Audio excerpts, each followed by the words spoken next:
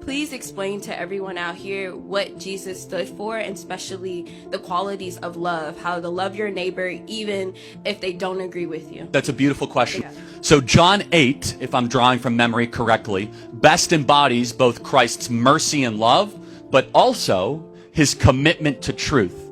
And sometimes in the modern gospel, we overemphasize the grace and we underemphasize the truth. Yeah.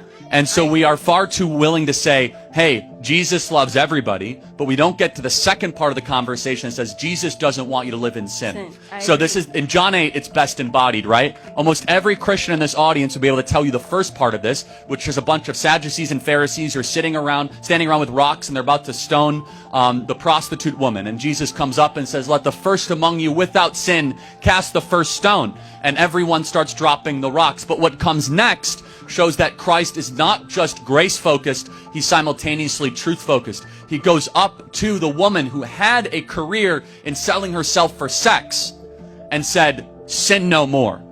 Now, imagine today how much trouble you would get in if you would go up to somebody and say, stop sinning. Oh, you're being too judgmental. No, you're actually being Christ-like. So Jesus stood. He was 100% grace and truth. And that tension is very hard in a modern world because we want to overemphasize grace when in reality Christ loves us too much to have us continue to live in sin. He wants us to try to elevate our actions to glorify God in all that we do.